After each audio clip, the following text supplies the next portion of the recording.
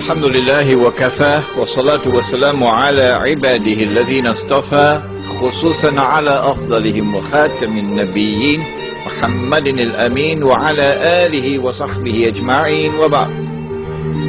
فأعوذ بالله من الشيطان الرجيم. بسم الله الرحمن الرحيم.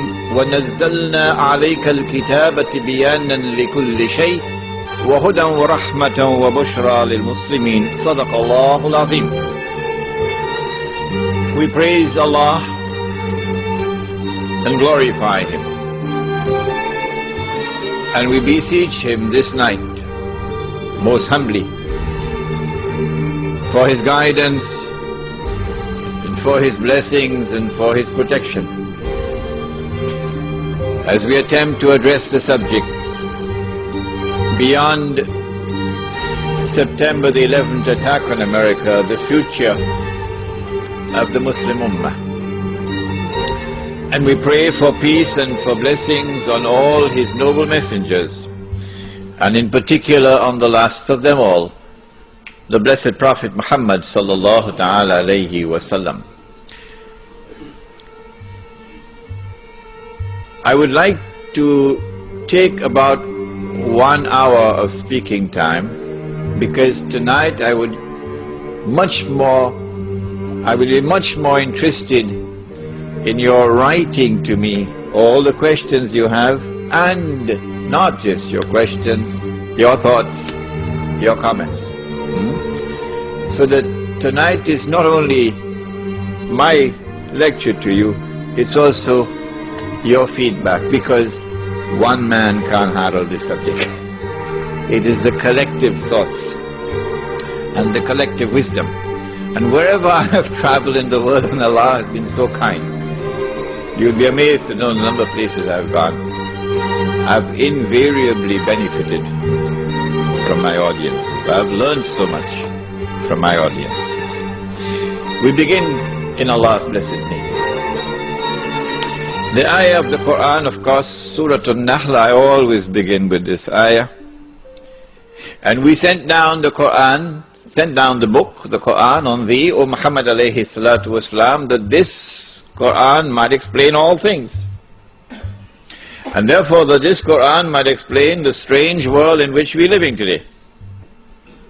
It's not just politically strange, with its political globalization, moving in the direction of world government.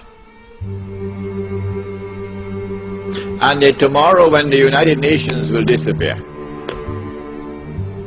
it's not only strange in its economy, moving in the direction of globalization of an economy, a world economy, in which one people will now enslave all of mankind.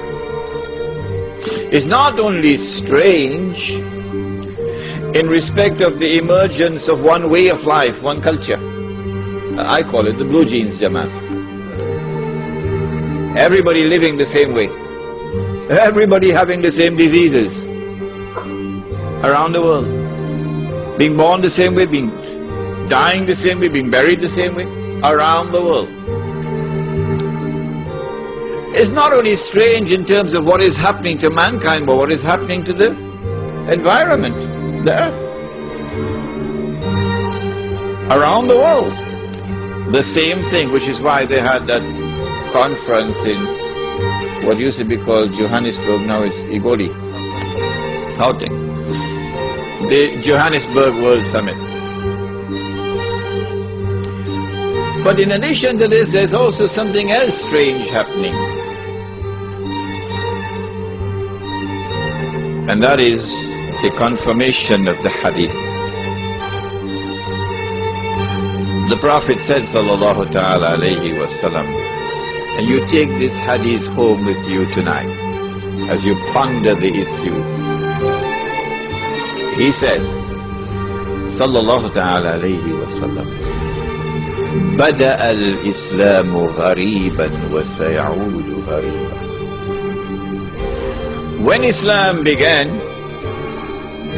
it was something strange and therefore different from everything else in the world. And Islam will one day return to that state of being something strange and different from everything else in the world. And we are now living in that age in which Islam, not part-time Islam, no, we're talking about the Islam of Muhammad sallallahu alayhi wa sallam, that Islam is becoming something stranger and stranger,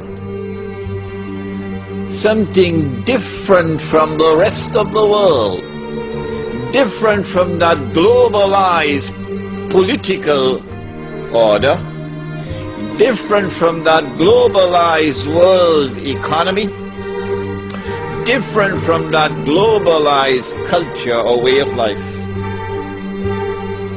Like a square peg in a round hole. But not for Islamic modernism. I don't know whether you ever met it. A strange creature called Islamic modernism. It was it was alive and very well healthy in Malaysia until a great axe fell upon it a few years ago. I warned them, but they wouldn't listen to me. Islamic modernism, of which my teacher Maulana Dr. Muhammad Fadlur Rahman Ansari Rahimahullah warned, and his book is downstairs, the best book on Islam, in my opinion, ever written in the English language, is his 2-volume work, The Quranic Foundations and Structure of Muslim Society. My teacher, of blessed memory, it's downstairs. Islamic modernism, an attempt to reinterpret the religion, to subject Islam to a progressive interpretation so that it can fit in with the modern world, so that America can sit down and have dinner with Islam.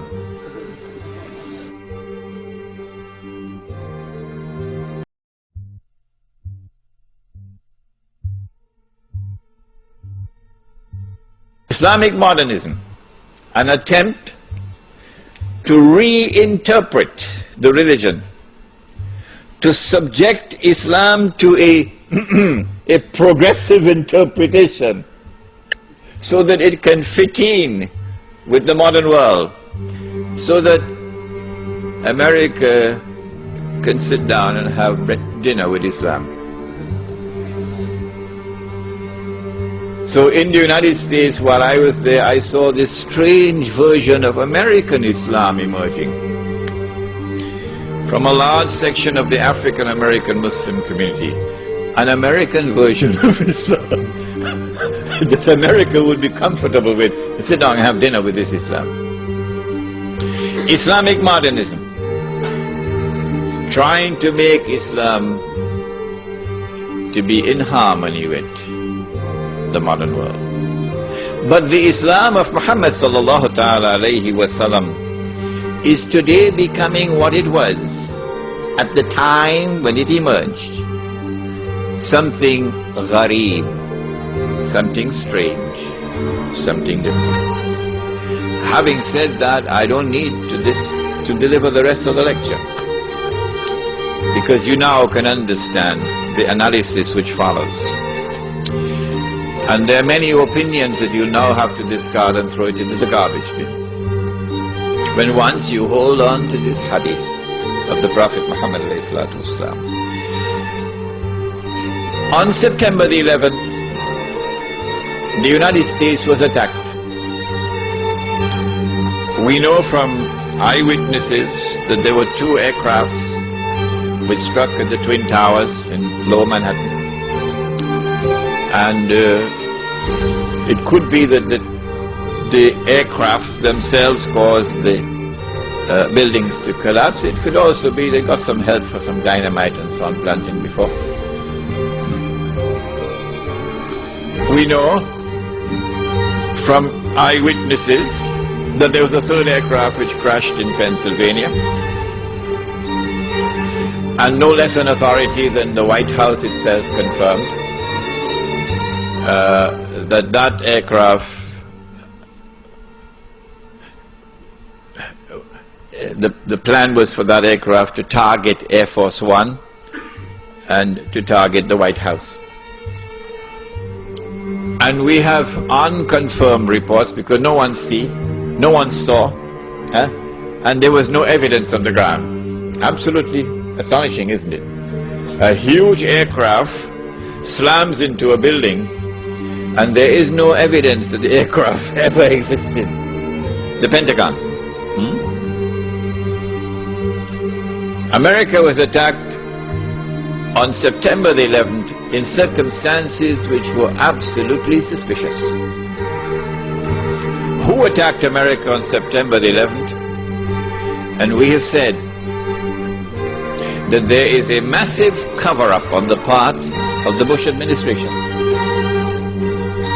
And we have anticipated that those who have information so far concealed will eventually release that information in order to embarrass the US government as part of a strategy to bring down America. And so CNN is going to be broadcasting it. And the New York Times is going to have a field day. And all those who control the media in the United States are now going to go to work to lavishly publish all of this information which demonstrates beyond doubt that the US administration was involved in a massive cover-up. Who attacked America on September the 11th? We used a method. We said, since we do not have the evidence which can be used in a court of law, let us look to see who has benefited. And when we use that method of analysis, we have come to the conclusion that the only beneficiary of the September 11th attack on America has been far and away the State of Israel. There is a little booklet outside. A Muslim response to the attack on America. It's just about 25, 28 pages. I want to suggest to you, and it's very cheap, I think maybe $2. I want to suggest to you it might be a good idea to take this booklet and give it out to people who you think ought to have a little bit of brainstorming.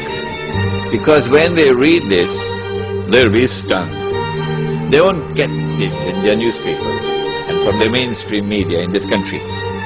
But when they read this, I think they're going to have, for some of them, an intellectual wake-up call. So that booklet is downstairs. We said that those who attacked America, therefore, must have at their core the Israeli Mossad. And they must have benefit and help from many others within the United States, within the administration, even from within the White House. When we look at their strategy, we see that they put on board the aircraft a large number of Saudis. Sounds suspicious. Why so many Saudis? And these are not Saudis who are well known for their Islamic fervor, for being what they call militants. No, these are middle of the road, normal Saudis who drive BMWs. People who attended American universities, for example. They were on board the aircraft and they died when the aircraft crashed. So these were the hijackers, except that one of them read in the newspapers that he was dead.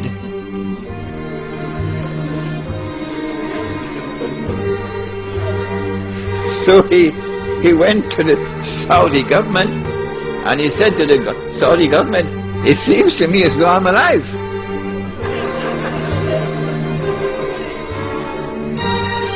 The Saudi newspapers published this article, which I read with my own eyes. This particular student had studied in Minnesota, I think, in the early 1990s. And in 1995, perhaps, he had reported both to the local police and to the Saudi embassy in the United States that someone had broken into his apartment and stolen his passport. Whoever did that used that passport to hijack his identity, and so they could put him on board the aircraft. And so the planning for September the 11th, 2001 started many, many years before. Which reminds me, I must tell you that when I arrived in New York in April 1991, through Allah's leave and kindness, within a matter of 6 months in New York, I had already been pushed to a very high profile position, very well known in the entire New York metropolitan area. And then in November 91, when I had gone to the State University of New York in Stony Brook, someone broke into my apartment and stole only my passport. That's all. So if ever you get the news that Imran Hosein blew up the moon,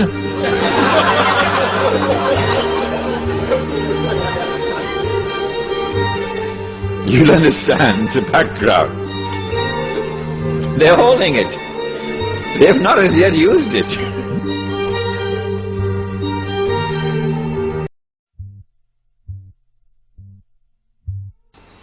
So if ever you get the news that Imran Hosein blew up the moon,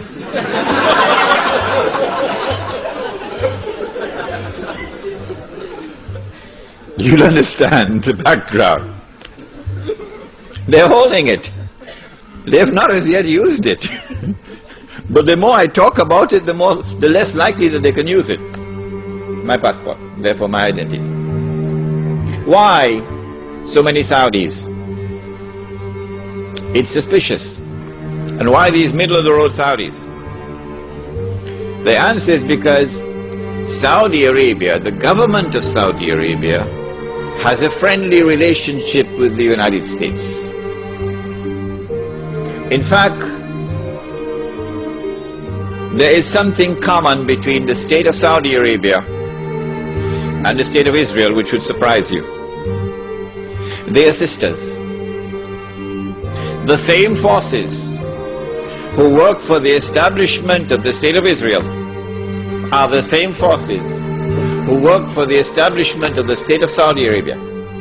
The same forces who have kept Israel alive today and guaranteed Israel's security are the same forces who have kept Saudi Arabia alive today and has guaranteed Saudi Arabia's security.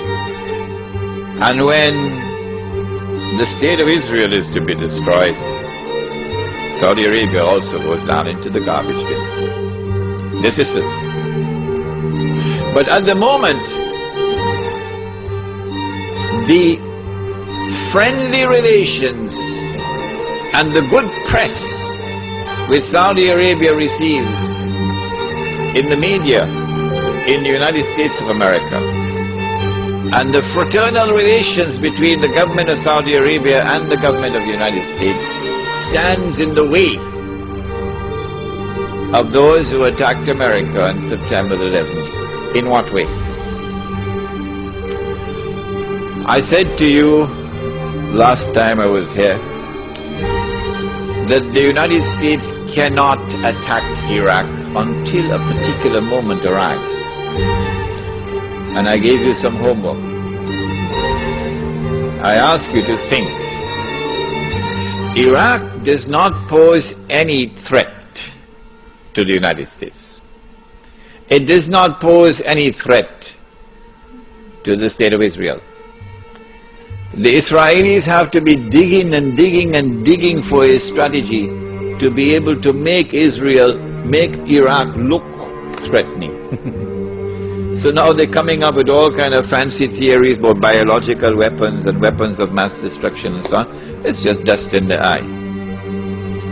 Well, and if Israel does not pose any threat, why all of this hullabaloo, all of this shouting from the mountain tops about attacking Iraq?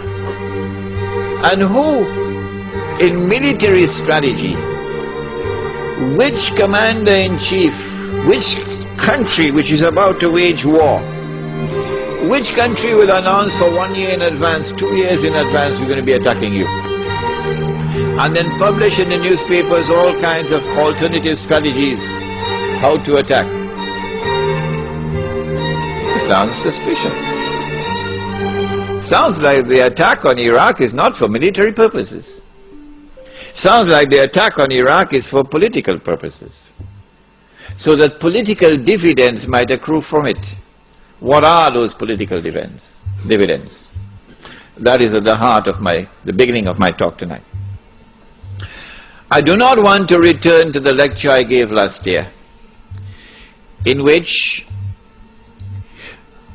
I began with the ruling state of Britain and identified that with the hadith, a day like a year. The hadith of Tamim ad-Dari. You shaking your heads? Imam? I'm going to have to repeat that lecture now? Yeah? A day like a year? Okay, if you didn't hear that lecture, we don't have the time tonight to repeat it, so the tape recording is downstairs. Abu Rahman has it downstairs. The hadith is a day like a year, a day like a month, a day like a week when Dajjal is released, okay? And we identify the island of Britain with a day like a year, and how did we arrive at that? We're not going to do that tonight, because we did that already. And then a day like a year ends, and it is followed by a day like a month, and one ruling state gave way to another. Britain is no longer the ruling state in the world. The United States of America now becomes the ruling state in the world. And in the same way that there was this mysterious, puzzling, baffling relationship between the island of Britain and the Holy Land, starting from the Balfour Declaration, so too now you have this mysterious, mystifying, baffling relationship between the United States of America and the State of Israel, which was so clearly apparent in Durban. World Conference on Racism and Racial Development, Racial Discrimination, when Israel walked out of the conference because the whole world combined to condemn Israel for its atrocities on the Palestinian people. Guess who walked out with Israel, holding on to Israel's coat's tail? Uncle Sam. Uncle Sam. So this puzzling, mystifying relationship between the second ruling state and Israel. The first ruling state in Israel, Britain and Israel. The second ruling state, the United States and Israel, is explained by a day like a month. And then we said that a day which is like a month is now coming to an end. And the September 11 attack on America is in many respects a parallel to another attack which had occurred many years earlier. There's a parallel between the two. That one was in the summer of 1914, okay? The assassination of the Grand Duke Franz Ferdinand in Sarajevo. And that attack, that act of terrorism, launched the First World War, the big war. Similarly, September the 11th, the same forces at work in the summer of 1914 are the same forces now at work, September the 11th. With that attack in Sarajevo, Britain, which was the ruling state in the world, now during the First World War, has to yield to another ruling state, namely the United States of America. If you don't understand, go and read your history. Now with September the 11th, the attack is now on the United States to bring down the United States as the ruling state in the world. But in the process of bringing it down, the United States have some very important work to do for Israel. I can identify tonight two very important things that the United States has to do for Israel. There are many more, but there's no need to do more than simply two. In order for Israel to succeed the United States as a ruling state in the world, not only must the US economy collapse and the US dollar collapse, and when the US dollar collapses, it brings down the whole world of paper money with it. And if you don't believe me, just wait. Just wait. This is going to be the topic, Black Town, Wednesday night. Do please come on Wednesday night, because that is the most important lecture of all. Islam and the international monetary system. Please come on Wednesday night for that lecture.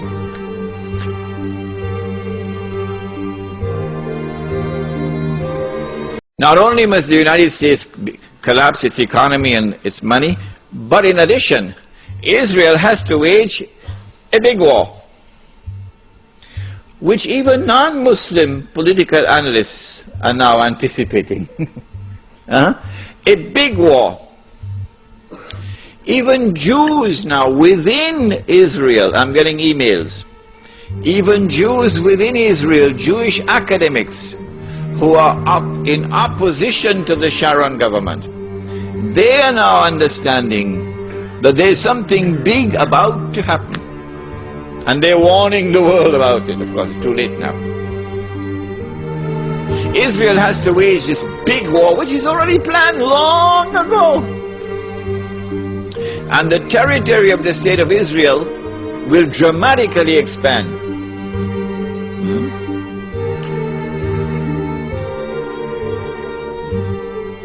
And the Palestinian problem will be solved because they'll be exported out. That is the massive human rights crime that the Israeli academics are now anticipating and warning the world about. But in addition, in order for Israel to become the ruling state in the world, not only must she take control of all of this territory, she must also control the oil of the Middle East. Saudi oil, Iraqi oil, Kuwaiti oil, Gulf oil. But I don't see Israel taking Iranian oil. No. And you'd want to ask me why. Yes, you'd want to ask me why. In the question and answer session, not now. I don't see Israel touching the Iranian oil. Now that's going to be a very, very important event in world affairs. If Israel takes control of this oil, Israel will have her hands on the throat of the world. Not so much Britain and the United States, because Britain has North Sea oil. The United States has a lot of oil, sufficient to meet its domestic consumption. And so who is going to have Israel at their throats? The answer, Europe, Japan, and the rest of the world dependent upon Middle East oil, but particularly Europe and Japan. Which is why at this moment you will notice a lot of strange noises coming out of Europe in hostility to the United States. Because the Europeans are beginning to open their eyes and now beginning to slowly understand what we knew all along. Yes. This is why the German minister made the statement concerning Mr. Bush and acting in a way like Hitler acted. It's not by accident. But Israel has a PhD in deception, because it's Dajjal at the back of this, the mastermind. And Israel would not want to wage a big war and appear to the world naked, clearly as an aggressor. No, that's not deception. Israel has to wage her big war and make it appear as though she was only defending herself. The only Muslim I know of who has had the capacity to be able to penetrate the deception that has been going on all these years, the only one I know of, was a man who never went to Al-Azhar University. Now, he wasn't a sheikh. His name was Malcolm X. He's the only man I know of who had that eyes which to see and clearly recognize the strategy and the deception. Read Malcolm X. How is Israel going to launch this big war and yet get away from being perceived by the whole of humanity as the aggressor, blatant aggression? You have to come with a good strategy. The strategy is this. Ariel Sharon goes into Masjid al-Aqsa with 1,000 Israeli military with him, with their shoes on, with the full knowledge that this calculated act of extreme provocation must have a response, a fiery response. And as the flames of the new intifada emerge, you must keep it burning by committing upon the Palestinian people more and more atrocities that drive them into a greater and greater rage. This is planning, this is strategy, this is not happening by accident. As Israel unleashes this barbaric oppression upon the Palestinian people, you must have a television station which you plant amongst them, which will cover this, that your Egyptian television would not cover, and your Jordanian government would not allow on Jordanian television. So you create something called Al Jazeera. And the Arab masses believe Al Jazeera is their station. This is the only place in the world we can get authentic information, Al Jazeera. So Al Jazeera is now used to portray all the atrocities. And so around the Arab world, the masses only have to tune into Al Jazeera and they know what's happening. And so the Arab masses become more and more angry, more and more enraged. And guess who begins to tremble now? The governments which are pro-American. The governments which have entered into peace treaties with Israel. These are the ones who are now trembling because their people are becoming more and more enraged. So Mubarak in Egypt and Saudi Arabia, I don't know, it's Fahad or Abdullah, and Abdullah in Jordan, and Sheikh Sabah in Kuwait, etc. Israel has to judge the temperature on the ground in the Arab world. And because Israel has a strategic military alliance with the United States of America, it is when Israel judges the temperature to be hot enough, only then will Israel give the go-ahead to the United States to attack Iraq. Only then. And you have to inform the whole world in advance that you're going to attack Iraq. So the masses must be expecting it. Why? So that when the United States attacks Iraq, you would have the kind of spontaneous outputs and their struggle against the oppression of the Shah, that there were also others at work to help them without they even knowing it. So they have finessed this methodology of how to bring the masses out onto the streets. And this is what is about to occur. As the masses go out onto the streets, the ones who are going to be targeted are the pro-American regimes in the Arab world. The objective? To get one or more of these regimes to fall through massive demonstrations, anti-American and anti-Israeli demonstrations. Which one is likely to fall first? Let me stop.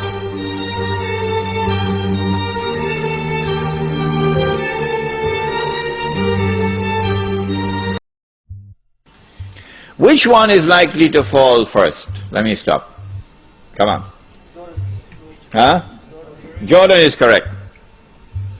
Jordan is correct.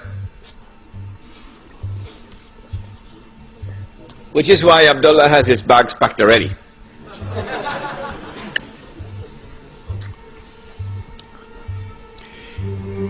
The reason why Jordan is the first to fall, likely to fall, is because more than half of the population of Jordan is Palestinian. And because Jordan shares a border with Israel.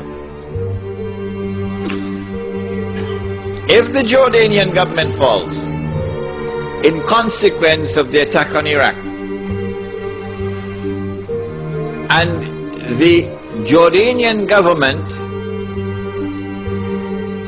or shall I call it the Anglo-Jordanian government, is now replaced by an anti-American, anti-Israeli, and best of all, a government declaring itself to be Islamic. If that happens, and the Jews are going to be praying for that to happen, then you will see television really coming of age for the second time. The first time was September 11th.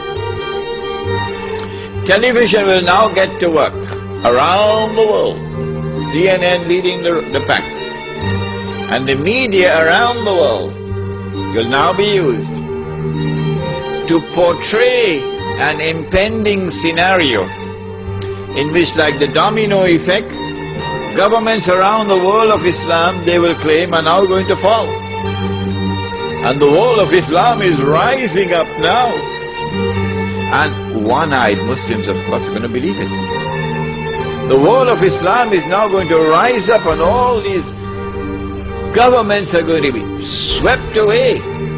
And authentic governments representing the Muslim masses will now emerge. And therefore the Jews are going to have their throats cut. This is going to be the most dangerous moment in the entire life of the world of Jews. The media will portray. If we don't do something, we will all be slaughtered by these Muslim fanatics. Yeah?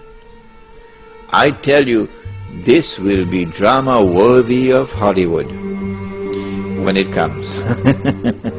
Huh? They must be hating me now for revealing their secrets.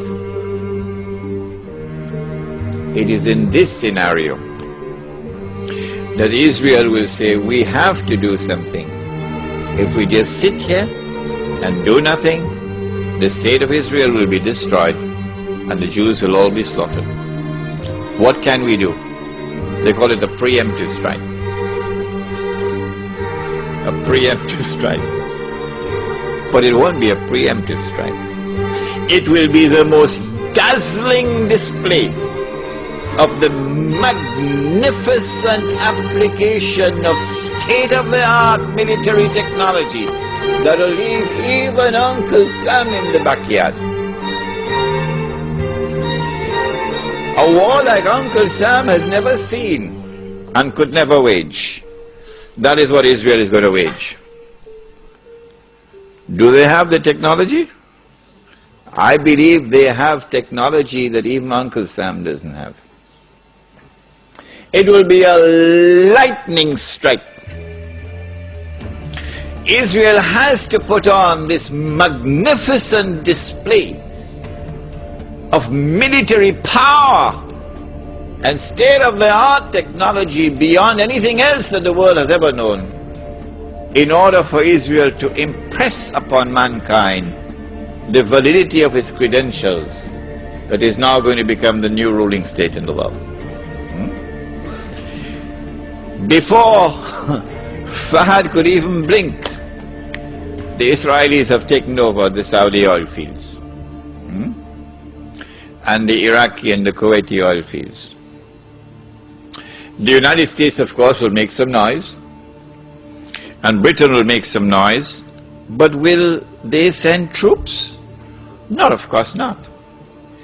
The United Nations Security Council is now going to be used by the rest of the world, particularly Uncle Europe, and Uncle Japan, and the rest of the world. They will take the United Nations and seek to use the United Nations now to do something about this. Collective action to force Israel to withdraw. Because if Israel does not withdraw, Europe is going to be choked, Japan is going to be choked. And as the United Nations is now being used for the first time in its history, an attempt is being made to use the United Nations effectively by the rest of the world, I anticipate that the United States Congress, the Senate, and the House of Representatives will now pass resolutions forcing the US government to withdraw from the United Nations. And as soon as the United States withdraws from the United Nations can no longer sit down in New York. Pack up and move. So in the same way that the League of Nations collapsed, the United Nations now collapses. United Nations cannot be relocated anywhere else. No. Because the United States is the ruling state in the world. The League of Nations collapsed because the United States was not in the League of Nations. That's why the League of Nations collapsed. And so the United Nations cannot be relocated anywhere. No, you can't take it to Geneva. It's not going to work. And so Israel gets to hold on to the fruits of her naked aggression. And Israel takes control of the oil of the Middle East. It may be that it will be that moment when the US dollar collapses, but more of this in my lecture on Islam and the international monetary system, and you would be amazed. We say we follow the Quran, but we lie. We lie. We say that we follow Muhammad ﷺ, but we lie. We lie when you attend that lecture on Islam and the international monetary system. When Israel becomes the ruling state in the world, then Israel will rule the world for a day which is like a week. If you doubt me, and you doubt my method of analysis, I say no problem. Just wait. Just wait. It is at that time that oppression of the true followers of Muhammad ﷺ will really begin. The part-time Muslims, of course, will be attacked now and then for purposes of psychological intimidation. So they put their tail between their legs and go back home and watch TV. But the full-time Muslims are going to be attacked and targeted, and they'll know you from your bank account. That's all. Your bank account will tell them everything they want to tell. The Prophet said ﷺ about this oppression, that a man would pass by a grave and roll on the grave and say, I wish I were in the grave rather than the dead man.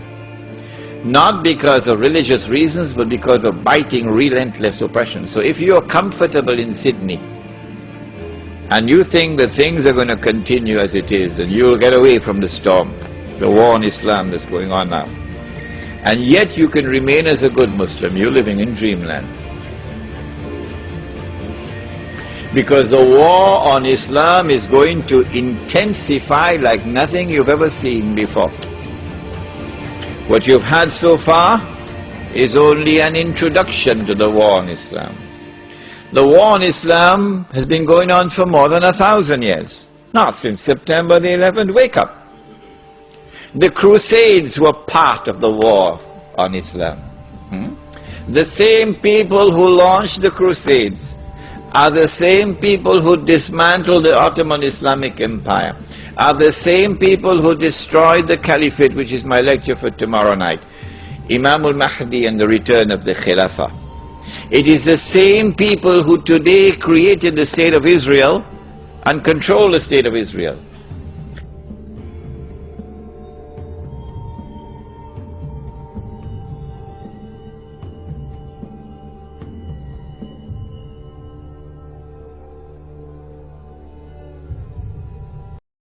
Same people who today created the State of Israel and control the State of Israel. It is the same people who are going to be ruling the world. The European, who was first dressed up as a Christian and is then dressed up as a Jew.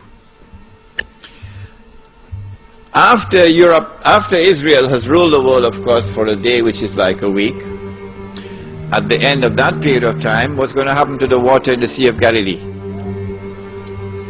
We dry up. It is only when the water in the Sea of Galilee is dried up, it is at that time, according to the ahadith in Sahih Muslim, you can go and check it out, my book is downstairs, Jerusalem in the Quran, go read it. It is at that time that you can expect the Son of Mary to return. So when I said, I expect it to be 50 years from now, about 50 years. And when I put into the record for your tape records, for those who listen to this lecture when I'm dead and gone, when I said I can be wrong, and some people still have objections to his saying that he expects the Son of Mary to be coming back in about 50 years from now. Okay, I'll change it. All I have to say is I expect the Sea of Galilee to be dried up in about 50 years from now. That's all I have to say. The same thing. Because the Son of Mary will return when the Sea of Galilee is dried up. So if they have objections to that, all I have to say, well, I expect the Sea of Galilee to dry up, 50 years today, and they'll be happy with that.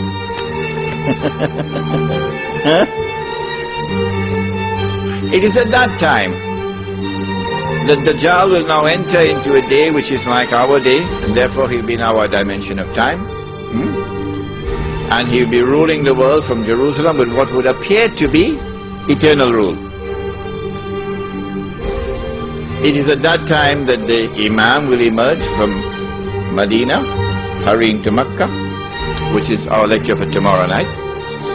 It is at that time that the Son of Mary will come down, and the Son of Mary will have his hands on the wings of two angels.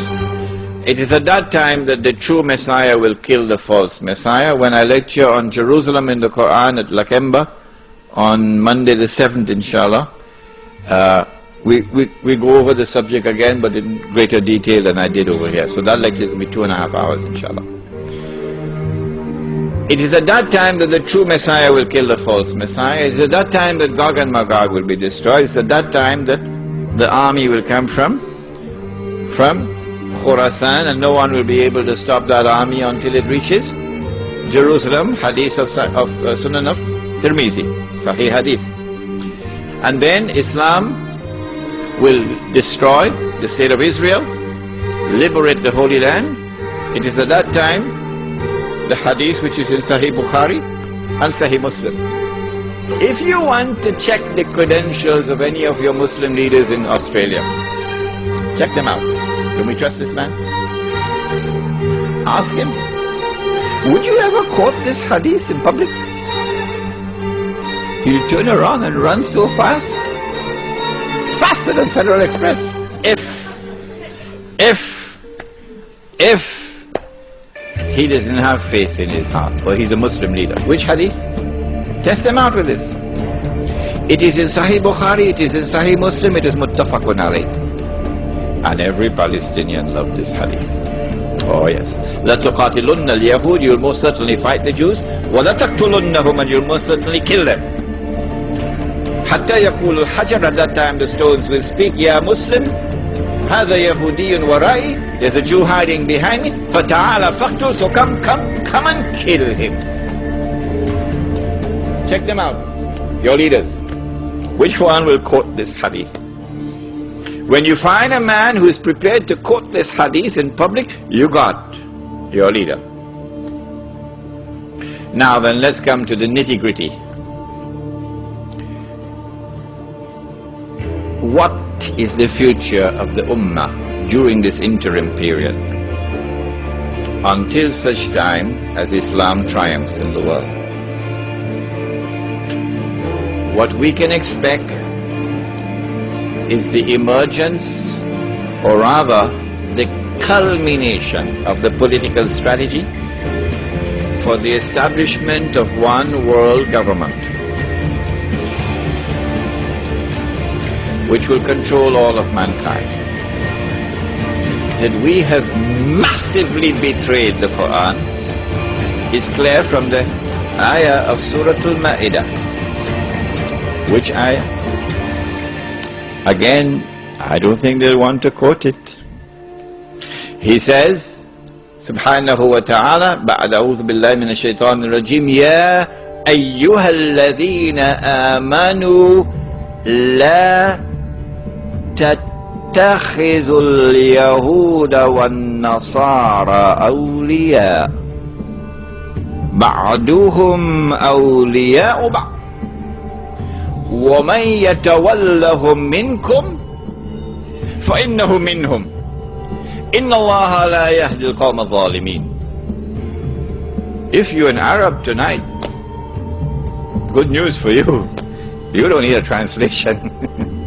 You got it already.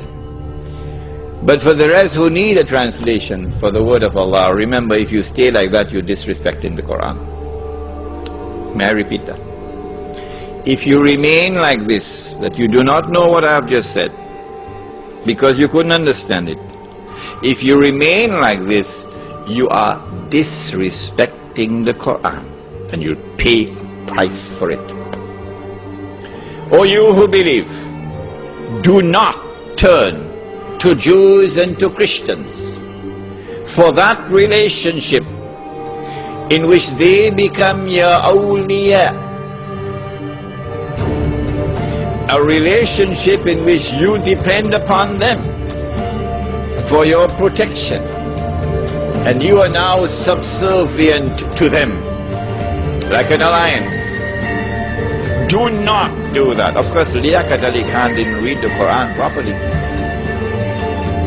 when he made his famous trip to the United States and handed over Pakistan as a client state to the United States.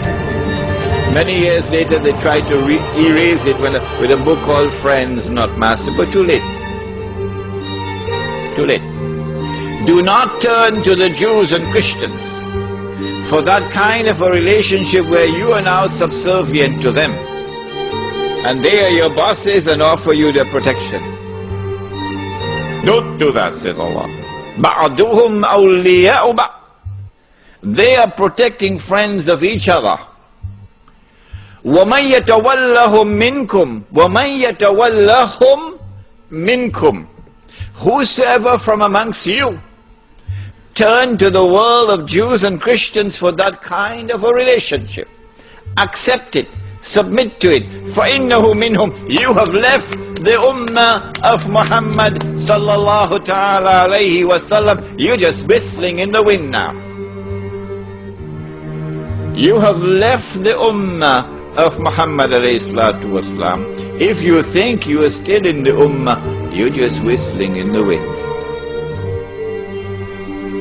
فَإِنَّهُ مِنْهُمْ إِنَّ اللَّهَ لَا يَهْدِي الْقَوْمَ الظَّالِمِينَ. Surely Allah will not provide guidance for a people who commit such an atrocious act of wrongdoing.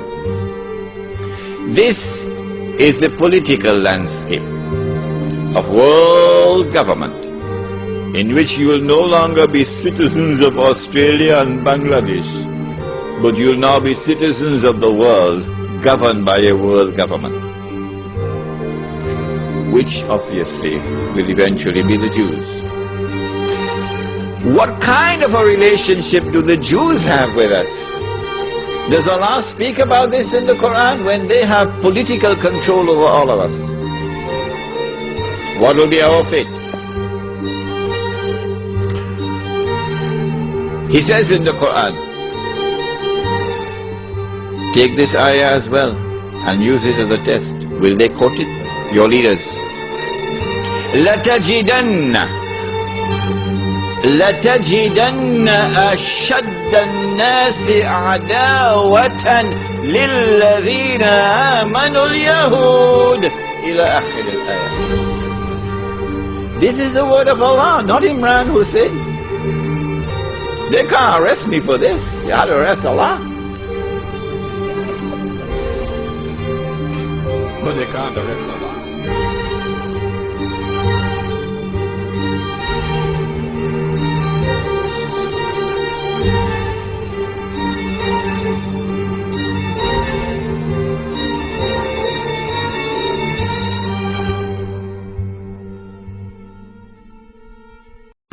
But they can't arrest Allah. لَتَجِدَنَّ, you will surely find, time and again, أَشَدَّ النَّاسِ عَدَاوَةً لِلَّذِينَ آمَنُوا الْيَهُودِ إلى آخر الآية. That those who will have in their hearts the greatest hatred and enmity and hostility for you will be the Jews.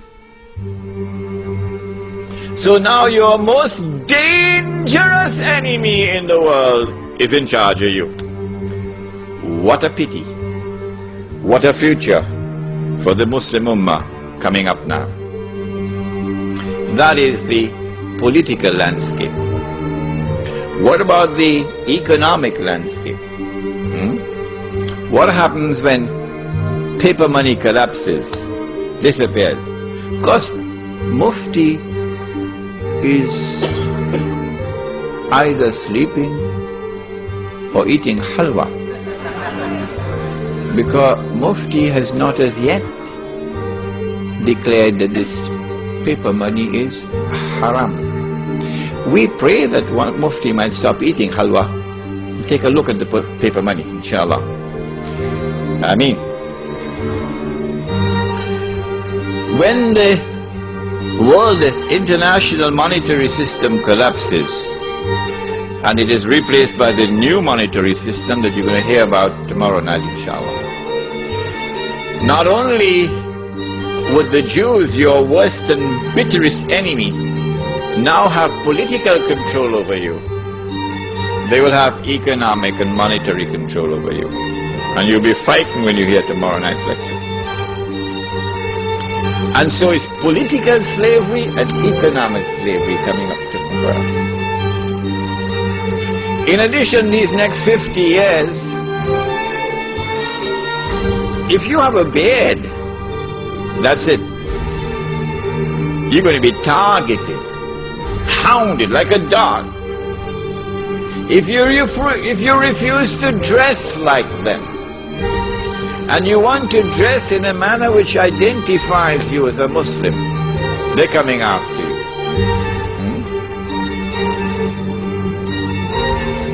You say, I don't want to be part of the blue jeans Jamaat. If you're 17 years of age tonight, I hope you're listening, son. They're coming after you. Because your way of life as a Muslim is going to be ghareeb. That's the word, ghareeb. Something strange, something different from the global society and its universal, uniform way of life. And so life is going to become increasingly difficult these next 50 years. You lose your job because you refuse to take a drink of whiskey. I was interviewed by the government of Trinidad and Tobago for the post of a foreign service officer in the Ministry of Foreign Affairs. In many parts of the world, this is a diplomatic job. This is best job you can get. You are in the elite. They said to me in the interview, Mr. Hussein, we know that you are Muslim. And we know that you Muslims do not drink fire water. But when you are appointed as a foreign service officer and you are posted abroad in a diplomatic mission, the government will provide you with a home in which to live. And you will be required, for fulfilling your job, you'll be required to keep alcohol in your home. And Mr. Hussein, we have something more to say to you. You would be required to serve alcohol at your table. Remember, Mr. Hussein, we're not asking you to drink this stuff. We're just asking you to serve it and to keep it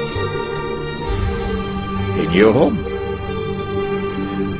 So I told them to get lost.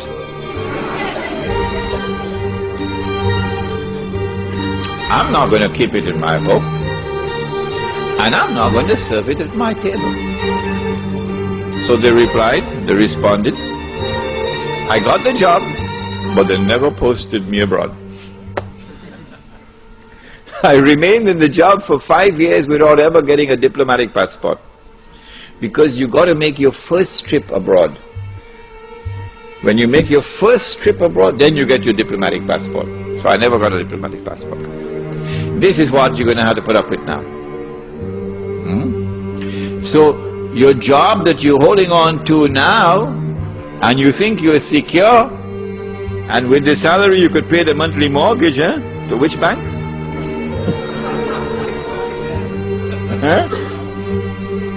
And you have this lovely car in a nice suburb of Sydney, and you praise the Lord for the good life. Remember, if you wish to be sincere to Islam, you're going to lose your job. What are you going to do when you lose your job? Because you do not want to betray Allah and His Messenger. What are you going to do when your wife is being subjected to abuse on the streets because she's in hijab? And I have to say this one, I can't avoid it. He said, sallallahu ta'ala alayhi wa sallam, one of the signs of the last day is that people will be having sexual intercourse in public like donkeys. And the most honorable man of that time will be one who passes by and sees this couple having sexual relations in public. And he says to the man, can't you at least take her behind the wall? The signs are very plain and clear, and none of you can deny it tonight that we are well on our way to that day. I met someone in Kuala Lumpur belonging to the Naqshbandi Sufi order, and this man said to me, he said, Sheikh, that's not tomorrow, I've already seen that. I have seen that on a street of Tokyo in Japan. I saw with my own eyes people having sex in public like donkeys. Okay? This man is in Tokyo. If they're not doing it on the street now, like donkeys, they're doing it in other places. But it's going to come onto the streets. My question to you is, what are you going to do? When you're in political slavery, when you're in economic slavery, when you are part of a global society now which is demonizing you, you're losing your jobs, your wife is being abused, And now your children have to see these things before their eyes. What are you going to do? My answer is, if you're comfortable with that, you can stay in downtown Sydney. But if you're not comfortable with it, then you'll be interested in the rest of the lecture. Surah Al-Kahf of the Quran responds and tells us, وَإِذِ اعْتَزَلْتُمُوهُمْ وَمَا يَعْبُدُونَ إِلَّا اللَّهَ فَأْوُوا إِلَى الْكَهْفِ يَنْشُرْ لَكُمْ رَبُّكُمْ مِنْ رَحْمَتِهِ وَيُهَيِّئْ لَكُمْ مِنْ أَمْرِكُمْ مِرْفَقًا. You got to disconnect from that godless world. It is only when you disconnect فَافْرِقْ بَيْنَنَا وَبَيْنَ الْقَوْمِ الْفَاسِقِينَ, the dua of Musa alayhi salam. It is only when you disconnect, only then will Allah's rahmah come upon you. How do we disconnect? Well, you go back to Bangladesh, it's the same Gog and Magog world order. You go Karachi, it's the same like downtown Manhattan. How do you disconnect? The answer is, you got to get out of the godless cities, because the world of globalization is witnessing the countryside being denuded and the masses moving into the cities, of course, to provide cheap labor. As the masses move into the cities, you now have, for the first time in history, mega cities. 10, 20 million people in a city. So we move in the opposite direction from the rest of mankind. That is hikmah. Allah is impressed now by the Muslim who moves in the opposite direction from the global society. As you disconnect from the godless world and you go out into the open countryside, please don't come at me at the end of the lecture and ask me, are we going to abandon those in the city? Are we going to have da'wah in the city? Do not come with that question at the end of the lecture. Because we are not isolating ourselves. No. In fact, we can do far more da'wah from that village than we can from downtown.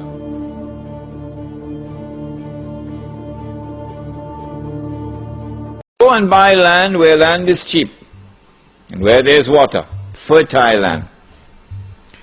10, 20 years from now, when this audio tape is in the hands of a little 17-year-old who's not even born today as I'm speaking to you, in his heart this fire, this flame will be burning now.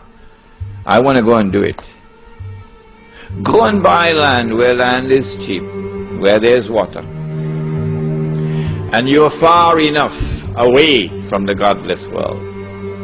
The farther you are away, the better it is. And go and establish Allah's deen. Not at the macro level, because that's not possible, but at the micro level, because that is possible. In this Muslim village, you're not going to abandon jihad. Oh no.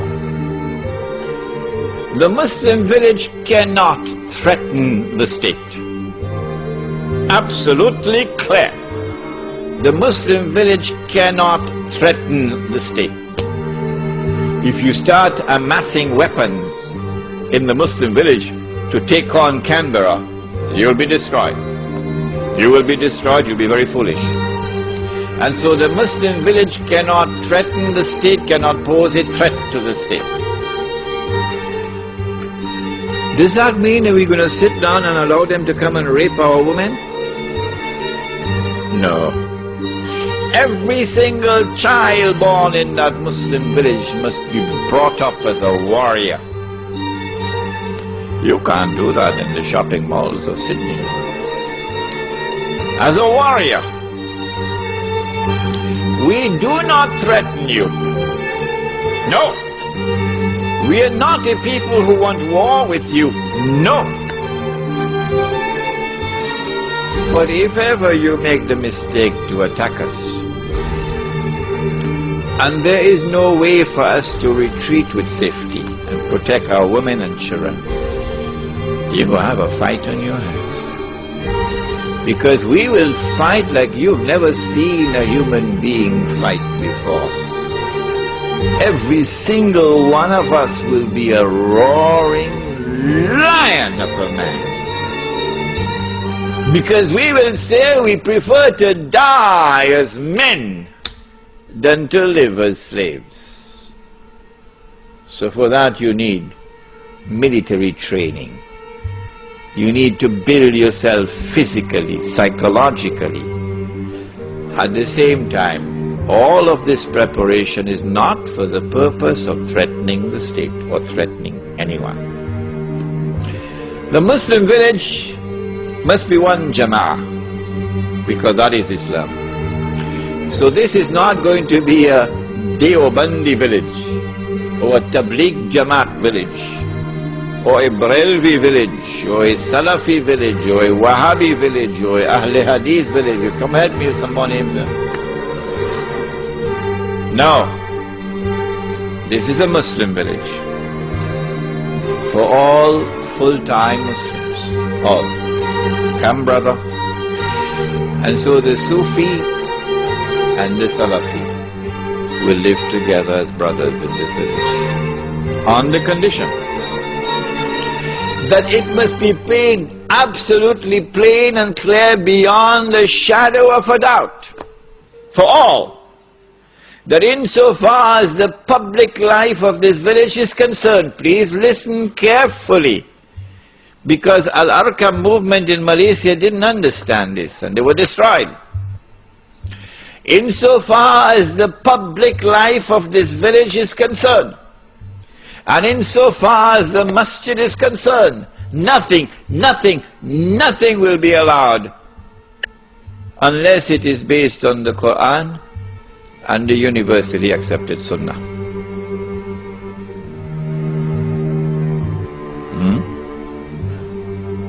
And so if you have a Muslim practice which is not based on the Quran and the universally accepted Sunnah, and which is manifestly beneficial, like the halaqah of zikr, okay? Take it in your private life. That's all we ask of you. Take it in your private life. Do not bring it in the public life, so that there will be no cause for fitna. If anybody wants to invade into your private life now and shout out bid'ah and haram, we'll throw him out of that village faster than Federal Express. And so now the Sufi and the Salafi, you don't believe me, will live together as brothers in this village. And when they wage jihad, they'll wage jihad side by side. The Muslim village therefore must be one jama'ah and must have one amir. Whoever that amir is, even if he be a black Abyssinian with a head like dried grapes, khutbatul wida, you must obey him. You must obey him on the condition that obedience of the amir does not require disobedience of Allah and His Messenger. You must obey him. If you cannot obey the amir in an order which is just, then goodbye. Go back to Sydney. And now the amir will enforce the deen on the members of the jama'ah. If you commit a sin for which is a public flogging, and you say, I don't want to be flogged, okay, go back Sydney. You can't live amongst us anymore. If you want to live amongst us, then you have to authorize us to give you the public flogging. And so we'll enforce the hudud in the village on those who consent to allow us to enforce it upon them. And those who do not consent, we ask them to leave. The Muslim village will be an island of Islam in a godless world. Your children will now grow up in an atmosphere which is healthy for them, rather than naked people around them in the shopping malls. Can this Muslim village be used for da'wah? Of course it can. I told you I was in South Africa for the last 3 months. And in South Africa, the white and the black still live separately. The white is still rich and getting richer, and the black is still poor and getting poorer, despite a black government. So there is there is a big explosion that's coming. You don't need a PhD for that. And when the explosion comes, of course, your enemies are going to use their money now to get a particular group to go and attack Muslim businesses and Muslim homes. It happened in Durban already once. How do you respond to this? The answer is you build a Muslim village in which the black and the white and the brown and the yellow all live together as one family. Government of South Africa can't do that. Archbishop Tutu can't do that. Nelson Mandela can't do that. We can do it. Islam can do it. In fact, I have the good news for you tonight, that the project has already started in South Africa. In a place called close to Ladysmith, they got the land already, and they've earmarked this land for the Muslim village, and they've already started to put African families who have entered into Islam onto that land. I told them, if you have any problems in getting white Muslims, let me know. We get you some from Bosnia. When you have white and black and brown and yellow living together as one family, isn't that da'wah?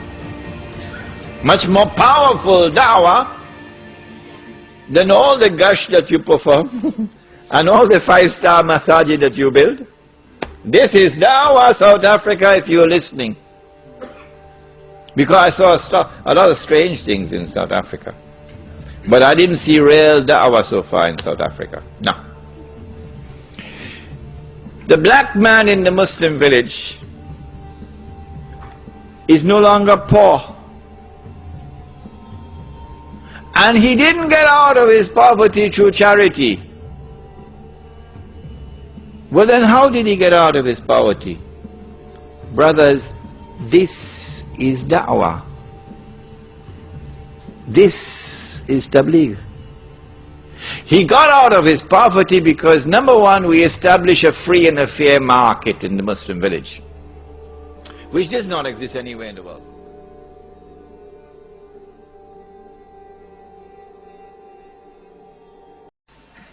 A free and a fair market because no borrowing and lending of money on interest, number one. And number two, money which is sunnah money. You never heard about that before in your life. Sunnah money. That's my lecture tomorrow night, inshallah. Thirdly, we said if you plant, you reap. You don't plant, you don't reap. Because Allah said so in the Quran. But nobody ever translated it like this. If you plant, you reap. If you don't plant, you can't reap. Where did he say that? MashaAllah, correct. وَأَلَيْسَ لِلْإِنسَانِ إِلَّا مَا سَعَى. This is the translation. You plant, you reap. You don't plant, you can't reap. But banks are not planting. The bank manager is playing tennis. Banks are not planting, but banks are reaping more than anybody else. But Allah says if you didn't plant, you can't reap. Well, then how come banks are reaping where they didn't plant? Answer is simple. They're reaping what others are planting. Yeah, but Louis Farrakhan doesn't know that. No, he doesn't know that. They're reaping what others are planting. They're living off the sweat of the masses. They're sucking the blood of the masses. The blood suckers. So in the Muslim village, we don't allow that. This is riba through the front door. You never heard about it before, eh? Riba through the front door. May I introduce you to riba through the back door? Will you allow me? What you do is, you establish something called, a curious thing called the Islamic Bank. I don't know whether you've ever heard about it. No comments. You establish a curious thing called an Islamic Bank. And the Islamic Bank now lends money on interest, but disguises it as a sale. And if you disagree with me, the platform is yours. The platform is yours, brother. I'm ready anytime you are. Lend money on interest, but disguise it as a sale. That's backdoor riba. And it stinks. It's worse than riba through the front door.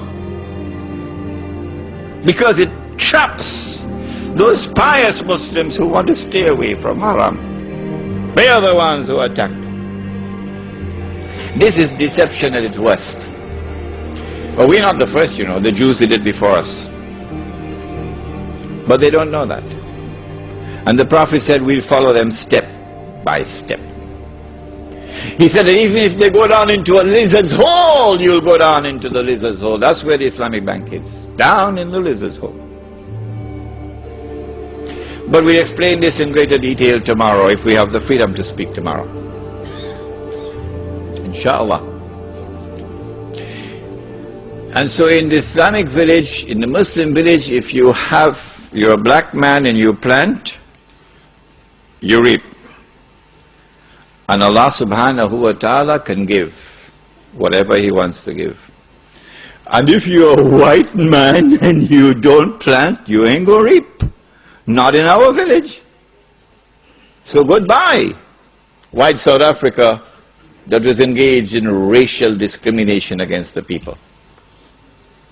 And so the black man in the Muslim village is no longer poor. And he didn't get out of poverty through charity.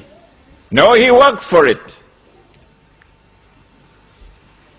You know what kind of dawah is involved here? Black South Africa, 20 million of them will now raise their hands to the heavens. And they say, praise the Lord, that Islam has finally arrived in this country. So don't tell me anything about isolationism and not doing any da'wah, because this is better da'wah than anything you've done before. This is da'wah. You want to preach the truth? Establish it. Establish it before you preach it. So that when you preach the truth, you can invite people, come and take a look at it. This is Islam.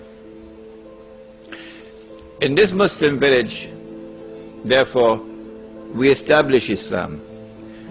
And if we are firm on the Quran and Sunnah, remember that. You must not step out of the Quran and Sunnah by 1 inch. Not even 1 inch. Then Allah will protect you. Yes. He is fa'alul lima yurid. When Allah protects you, then none can harm you. وَمَن يَتَّقِ اللَّهَ يَجْعَلْ لَهُ مَخْرَجٍ وَيَرْزُقْهُ مِنْ حَيْثُ لَا يَحْتَسِبُ وَمَن يَتَوَكَّلْ عَلَى اللَّهِ فَهُوَ حَسْبُهُ إلى آخر الآية. This is the future of the Muslim Ummah. It doesn't matter whether you're in Lebanon or you're in Australia.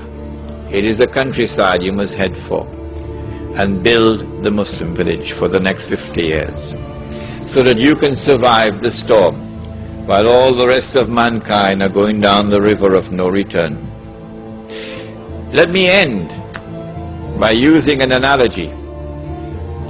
They built a 5-star masjid. Hey, I saw it. 15 million rands. And they think they've accomplished something great. But they're voting in the elections. And they're so blind they can't see backdoor riba. They're on board the ship. Yeah, the masjid is full, subhanallah. They are on board the ship, and they do not know that the ship is sinking. Pity them.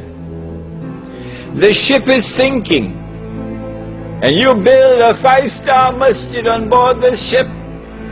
When you come to our Muslim village, you're not going to see a 5-star masjid.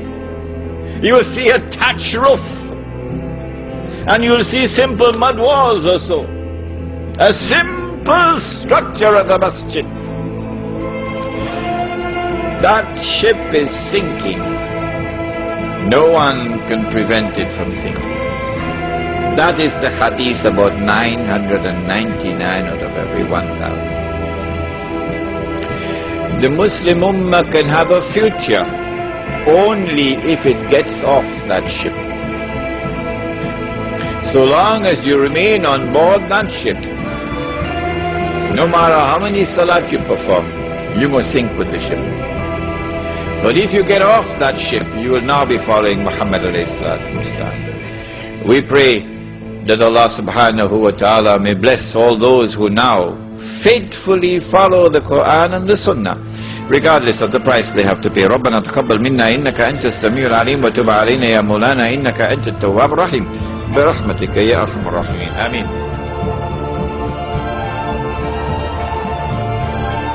Let me at the beginning make it abundantly plain and clear that I hold the leaders of the Iranian Revolution with respect. I honor them, and I consider those who gave their lives, who died in the struggle to liberate Iran from the oppressive rule of the Shah, to be people who have died in Allah's way. I pray for Allah's mercy upon them, blessings for them. Let me make it clear that the world of Islam have allowed the Shia to perform the Hajj for 1400 years. No regime in control of the Hijaz, no regime in the control of the Hijaz, to the best of my knowledge, in these 1400 years, have ever prevented the Shia from performing the Hajj on the grounds that they were not Muslims. It is therefore, I think, a little bit late in the day for some fatwa to be issued that the Shia are kuffar. So I recognize the Shia of Iran as Muslims. Having said that, my honor and respect for those who led the Iranian Revolution and those who fought in the Iranian Revolution, my admiration for them. And having spoken about my recognition of them as Muslims, let me now say that anyone who declares of Abu Bakr as-Siddiq radiallahu ta'ala anhu that he is a usurper is misguided. This is not an uncharitable statement. This is not a declaration of any war. This is a factual statement. And when you compound that by declaring that Umar radiallahu ta'ala anhu was a usurper, you're misguided. And when you compound that by declaring that Uthman radiallahu ta'ala anhu was a usurper, you are thrice misguided.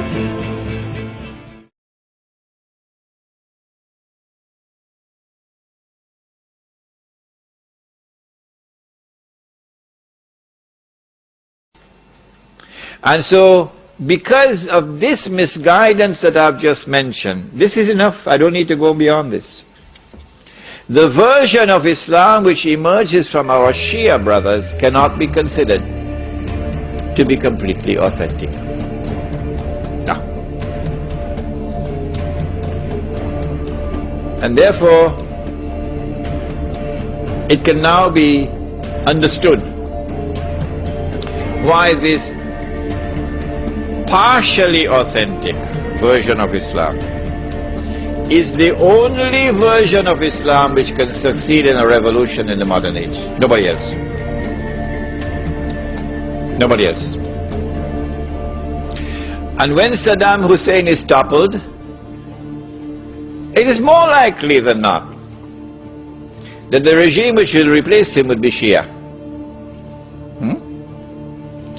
What this would do would be to lend credibility to the Shia claim to validity, that this is the authentic Islam, because this is the only Islam which is succeeding in the modern world.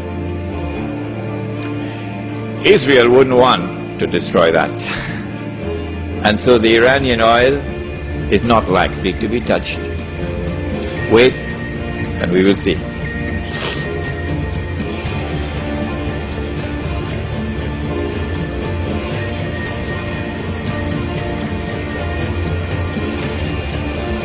Okay, I just answered this question. You spoke about the forces behind WW2 being the same forces manipulating the Iranian revolution. I just answered this.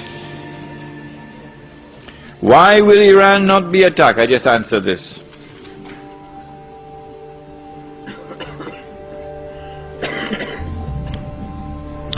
If Islamic banks are taking backdoor riba, then what about musharaka and mudaraba? Musharaka is halal, it's called partnership.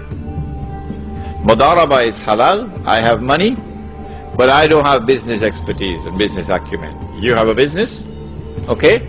So I invest my money in your business, but I'm not running the business, you're running it. If the business makes a profit, I get a share, but it'll be less than musharaka. If the business suffers a loss, I share in the loss. This is mudaraba, and this is how a stock market, actually, stock market operates. But this must be a stock market which is free from riba. That stock market is actually the system of mudaraba at the level of a system. What kind of economic activities will there be in the village? Number one, the production of food. I think I spoke about this previously. And this will be the best food which will fetch the highest price, because organically produced food. Whatever surplus production we have, because the village will only consume the food it produces. We ain't eating no supermarket food, that's for Sydney. Okay? The village will consume only the food which it produces. And the reason for this is because of Suratul Kahf. The Suratul Kahf, where the young men were woken up after 300 years, and naturally you'll feel hungry after 300 years, and they sent one of their young men to buy some food, and they said, فَلْيَنْظُرْ أَيُّهَا أَذْكَى طَعَامٍ. So go search for that food which is purest, indicating that food in the age of Dajjal is going to be corrupted. That's it today. So surplus production of food will be marketed. We get an income from that. Secondly, the village must have industry. In Indonesia, for example, we'd want to concentrate on batik, because the Indonesians have a natural talent for artistry. Batik. Where industry needs energy, where are we going to get the energy from? Where are we going to get the energy from? Are we going to depend on the government for energy? Suratul Kahf answers and points to nature. Points to nature. Go to nature for energy. In Suratul Kahf, which one of nature is pointed out to? Solar energy. وَنُقَلِّبُهُمْ ذَاتَ الْيَمِينِ وَذَاتَ الشِّمَالِ. How is this affected? They're being turned to the left and to the right. How? وَتَرَى الشَّمْسَ إِذَا طَلَعَتْ تَزَاوَرُ عَنْ كَهْفِهِمْ ذَاتَ الْيَمِينِ وَإِذَا غَرَبَتْ تَخْرِجُهُمْ ذَاتَ الشِّمَالِ وَهُمْ فِي فَجْوَةٍ مِّنْهُ. When the sunshine enters in the morning, the sunshine enters in the evening, but in the daytime sunshine does not enter. And the bodies are rolling to the left and the right. Obviously this is attraction to sunlight. What is this called in science? Attraction to sunlight. Photo? Not photosynthesis. You got to go back to your physics book. Phototropism. And now the sunshine is transformed into energy. What is this called? Photosynthesis. And so Surah Al-Kahf is pointing to nature as a source of energy. In this case, solar energy. So that you achieve energy independence. You have water independence, you have energy independence. We want to have industries in the village, because we do not want a village in which all our men folk in the morning they go to work to Sydney, and in the evening they're coming back home. This is not a Muslim village, it's a hotel. We want a Muslim village in which Salatul Jummah and the Masjid, Salatul Dhuhr and the Masjid is full. Salatul Asr and the Masjid is full. So for that we've got to provide means of livelihood, sustenance within the village. So the village will have its own economy, and there will be those present here tonight who will be able to do a better job than I can in working out that economy.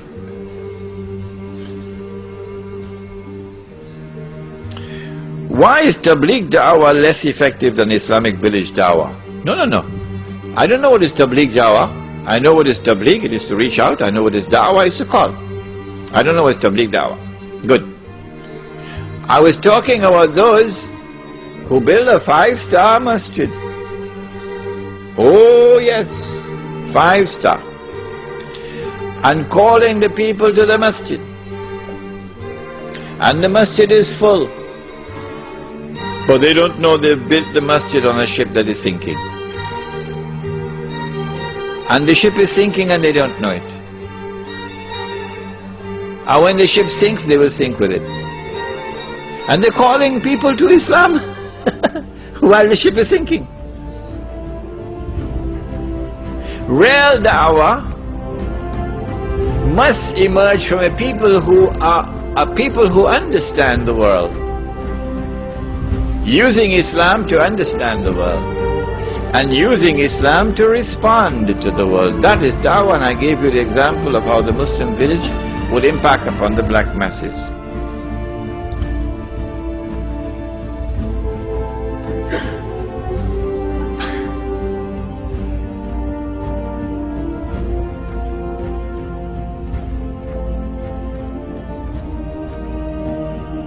Impact upon the black masses.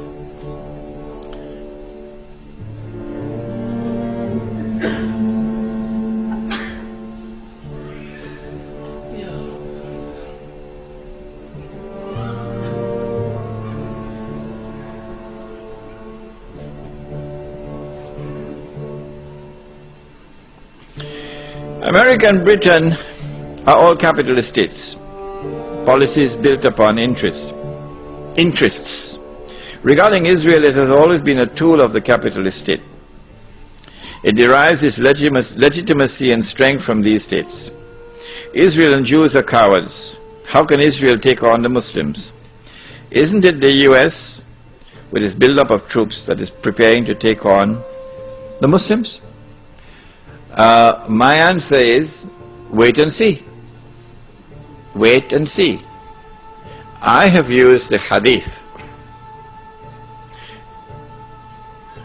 to describe a reality in which one ruling state is about to give way to another. So my analysis comes out of the hadith. This analysis comes out of political analysis, using normal tools of political analysis. I think this would be a valid analysis for someone using normal tools of political analysis. But someone using the Quran and Sunnah would understand that this is not correct.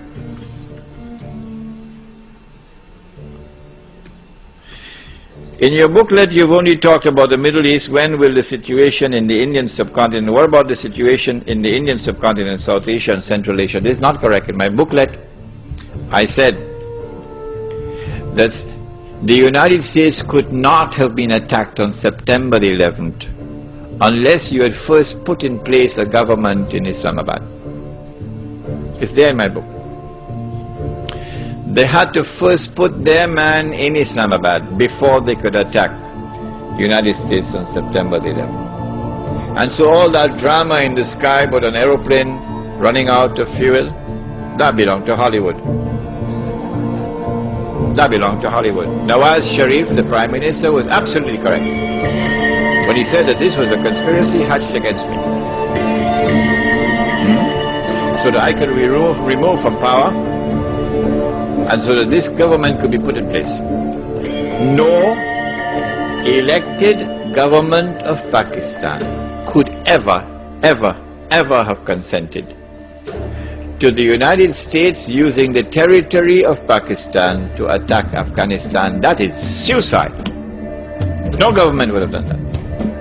Not even the worst government of Pakistan would ever have done that. So you had to have a Jewish government in Pakistan. A government established by the Jews to serve the Jews. You could have had a government in Pakistan would allow the United States to use the territory of Pakistan to attack Afghanistan. So don't say that I did not speak about the subcontinent. What role will Iran play in the upcoming rising from Khorasan? This is tomorrow's lecture. No, yeah, tomorrow is Imam al-Mahdi? Yeah, tomorrow.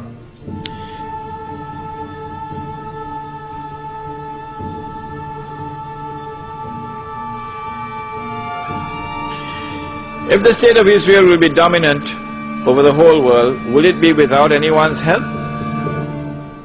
If the answer is yes, then what does it mean by Allah's word, إِلَّا بِحَبْلٍ مِّنَ اللَّهِ? When the Jews boasted of what they did to Nabi Isa alayhi salam, okay, that was the last straw. Then Allah's curse came upon them. وَبَاءُوا بِغَضَبٍ مِّنَ اللَّهِ. And even in Surah Al-Fatiha, غَيْرِ الْمَغْضُوبِ عَلَيْهِمْ, the Jews. Now their fate around the world is to live in misery, to live in poverty, إِلَّا بِحَبْلٍ مِّنَ اللَّهِ وَحَبْلٍ مِّنَ النَّاسِ. The only exception to this, the only time the Jewish civilization can prosper after the attempt to crucify Isa alayhi salam, is if they live under a non-Muslim rule, and that non-Muslim rule extend to them guarantee of security. Or if Allah subhanahu wa ta'ala were to give it to them, temporarily. Other than this, their state will now be maskana and zilla and ghadab min Allah. What is the source of income in the Muslim village? Can we maintain our careers and jobs, or do we have to return to subsistence farming? I don't think this is subsistence farming. If you're producing that food which will fetch the highest price. I mean, in South Africa, 6 million whites are going to be lining up to buy this food because they know they can trust Muslims, they can't trust anybody else. It's like blood. When they want blood, the best blood you can get is Muslim blood. I mean, full-time Muslim, not part-time. So the food which will be produced by the Muslim village will fetch the highest price. This is not subsistence farming. But I've mentioned that in addition to farming, food crops and dairy farming, the village must also have its own industry. We can have cottage industries like batik in Indonesia, cottage industry. I mean, there are some Muslims, not the Malay, but the Indian Muslim, Pakistani Muslim. I mean, he's been given a special talent for computer software engineering. You go down to Silicon Valley in San Francisco. You know how many Hindus, Indians are out there? The place looks like Little India. Huh? Silicon Valley looks like Little India because, of course, the Hindus are the ones who have taken the market. But it's also because of a special aptitude that Allah has given to a people. Wallahu anbatakum min al-ardi nabata. Allah has caused you to emerge from the earth like trees and plants. And some trees are for timber, some are for shade, some are ornamental.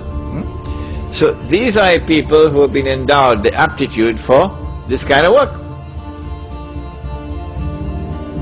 Inna sa'ayakum la shatta, another ayah. So why can't we, from the Muslim village, why can't we have software engineering companies operating out of the village? Huh? How can we implement Islam in this country? How can we apply two systems in one country? In your Islamic village, will we have the power to set up political, economic and judicial institutions?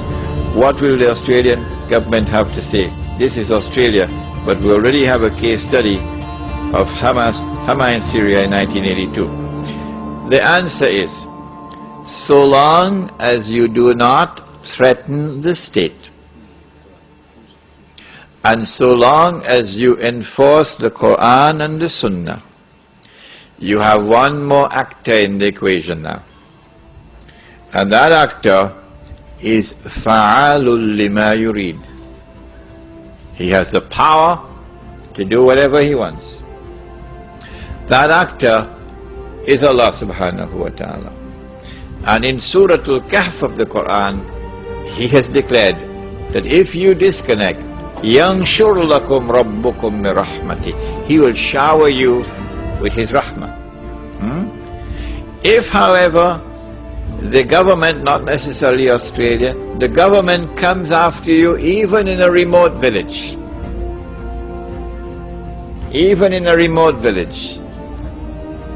where you do not threaten the state at all,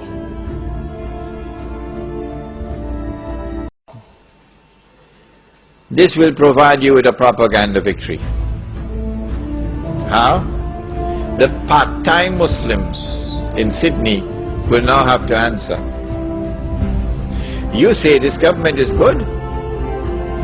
You say this system is good. You say there is no need for us to part from it. Now give us an answer. We never pose a threat to anyone at all. We're small, we're not big. We're far away. And yet they came against us. Is this not wickedness? So in the process of doing that, they will hand us a propaganda victory. If we are allowed to retreat, what we do? We go find another place. You know the experience of squatters? Squatting? You move them from one place to go somewhere else. Squatting. So this is a Muslim village.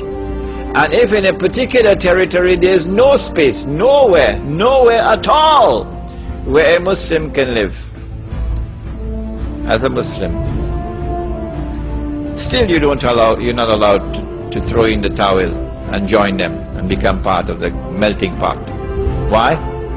Because when the angels are taking you into the hellfire, the angels are going to pause. Surah An-Nisa.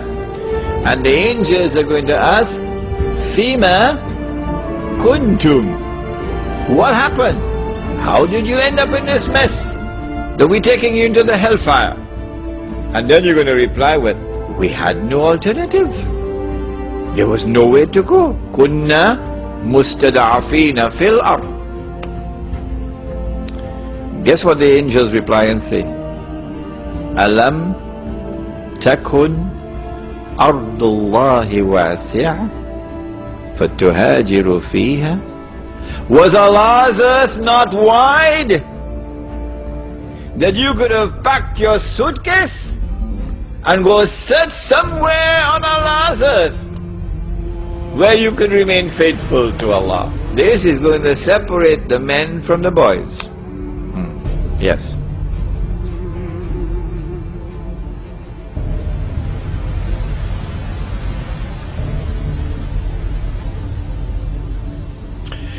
When Muslims are shy in sparing even $5 a week, what is the prospect for such Muslims to form a Muslim village? I said it. I anticipate those who are 17, 18 and 19 and 20, 21 and 32, who come to attend my lectures or who listen to the tape recording when I'm gone. I said I think these are the ones, the young ones. Allah will put a fire in their hearts, and these young ones will build a village. But if the old people want to come along, they're welcome. They're welcome. However, to buy the initial land, you have to find capital. So you have to find those in whose hearts Allah has put a love for the deen, and who are prepared to invest, not to give, to invest their capital. Because once the land is bought, and you got permission from municipal authorities for housing on part of the land, you can now sell house plots at a very moderate price and recover money which was invested. You're going to be selling farmlands in plots and recover money which was invested. So the money which was invested would be recovered. It's not charity. When the Muslim village is established, people who are poor can come now and live in this village. Because you don't need 500,000 Australian dollars to buy a house. What happened? Yours cost more than that? So you don't have to borrow money through the front door or through the back door. Because in Indonesia, I told you, the Muslim village will have bamboo houses, beautiful bamboo houses. And when the Messenger of Allah returns, you know which one? Nabi Isa alayhi salam, and you offer him a choice, the bamboo house or the $500,000 house, guess which one he's going to choose?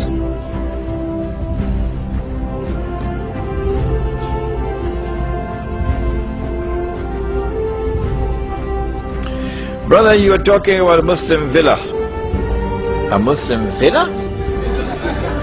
But in Sydney, the majority of Muslims live in Lakemba and Auburn, and these are areas known as a crime zone in Sydney. How can you overcome the situation? I like this question. You know why? Because in the Muslim village, you can sleep with your windows open. Every single house I went to in South Africa had a big sign, yellow, red, armed response. Every single house. They had electrical wires, electrically wired. So if you touch that wire, you're going on holiday. Inside the house, not outside, inside the house, you have to go through burglar alarms. Inside the house. And then the last one is where they're going to be sleeping. This is what I saw in South Africa. So I said to them, in the Muslim village, you could sleep with your window open. Why? Because the village would have its own collective security. This is private property. No one can enter this city, this village, without our permission. Okay? And we have one entrance into the village. You're going to pass through that entrance. The village will have its patrols. So you're not going to sleep every night. No. Imam will have to spend 1 or 2 nights on patrol. Yeah.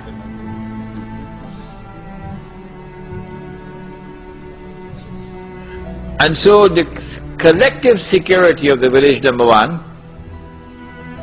Number two, the village does not have BMWs.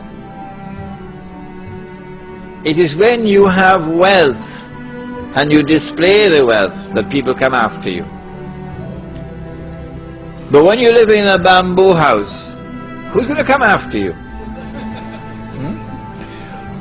And so you'll have much more security. You drink alcohol in our village, we're going to beat you. Yeah. You're a Muslim and you drink alcohol in our village, we're going to beat you. Take all your shoes, take your shirt and wrap it up and beat him, because it's going to be a public disgrace for him. Drugs, we're going to solve that problem in the village, inshallah. Now, I am not going to build a village. You have to build the village. What I've done is to plant the idea in your mind. And I'm sure some of you are going to come up with better ideas than I can think of at the moment in respect of the village. Does the Amir of the Muslim village have the knowledge to be a mujtahid? Is that a prerequisite? A mujtahid is one who engages in ijtihad. When ijtihad takes place, whoever it is who performs the ijtihad, and now even the President of the United States, even the President of the United States is engaged in ijtihad, and the government of Australia and the government of Singapore, engage in ijtihad because they're giving us new versions of Islam. And they're telling us this is the right Islam. It is when the ijtihad takes place that you now have to examine that ijtihad. And it must gain ijma' of the learned before that ijtihad can be accepted as part of our law. Last question. The talk was very good, but why say that there are no sects in the village? For when you mentioned the Sufis and the Salafis, what happened to the Muslims and the Ahl Sunnah wal Jama'ah? In the Muslim village, we do not want anyone to identify himself as Sufi. We say keep that in your private life. Insofar as the public life is concerned, you don't belong to any sect. Insofar as the public life of the Muslim village is concerned, you're only a Muslim. That's all.